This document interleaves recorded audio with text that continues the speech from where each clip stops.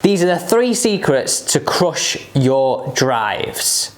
We're going to talk about resisting in the downswing, how this left arm unloads on the way through, and how to feel about rhythm into the golf ball. Combine all 3, it's route to more distance with the driver. And to be honest, with most of your clubs.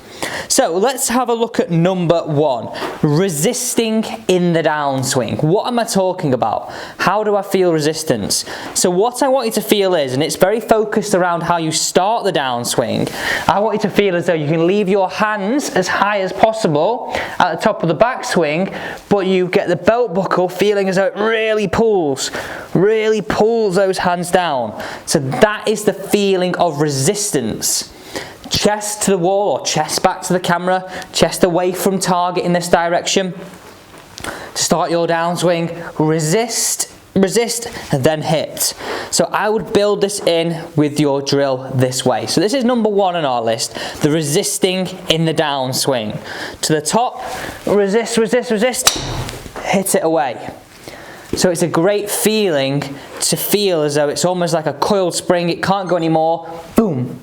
Then it goes away. Now, if you're finding it hard to hit the golf ball doing this, do it this way. Place the golf club across your chest and feel as though you move it to the top and try and keep the butt end of the golf club pointing towards the ground for longer and then allow it to move. Or, equally, if you're finding it hard to do it that way, find the corner of a bench like this.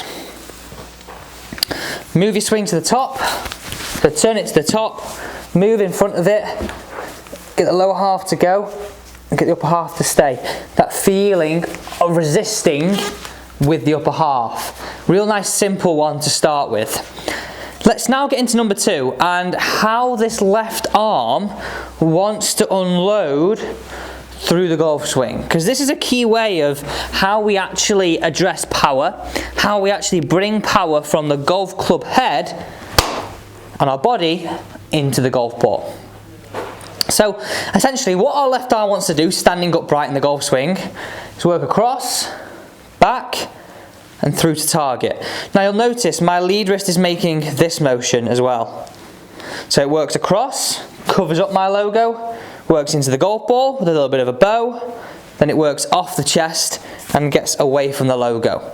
So I'm going to reference this logo now. Into golf posture, just practice in front of you this motion to begin with. So a little bit of a bowing of that lead wrist, add in a little bit of body. Now take it to the top. You can see how it's extended out. It's not pulled across, but that radius is staying constant. So we make a good strike. Then we come into the golf ball.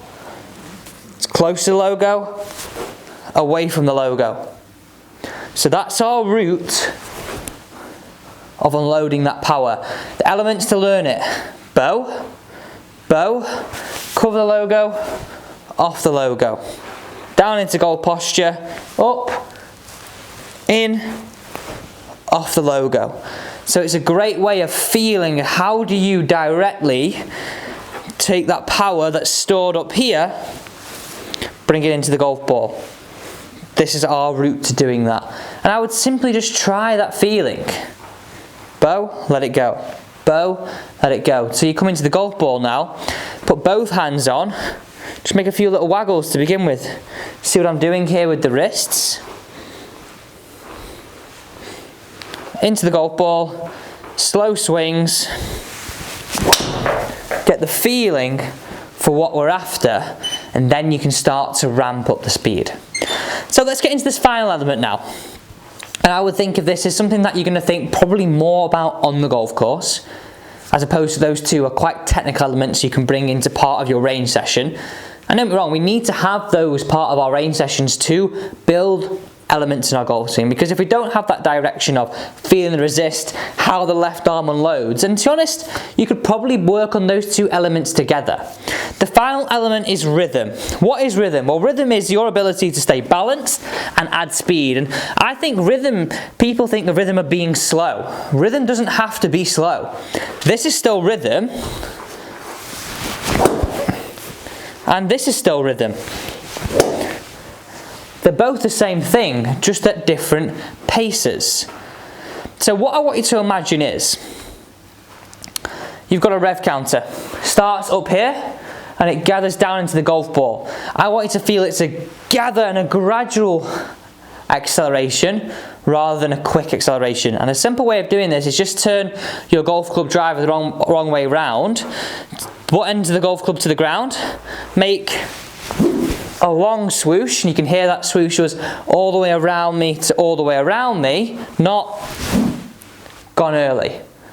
So feeling as though it's a long swoosh into the golf ball. All those elements that we've spoken about, resisting and unloading the left arm, will help you create that long swoosh. But putting it into simple terms to hit a drive away on the golf course, if you stood over that golf ball thinking long swoosh, it's a simple feeling. And the one thing I'd add to that is long swoosh and balanced. Because that way, you're going to bring all the elements that we've spoken about into play.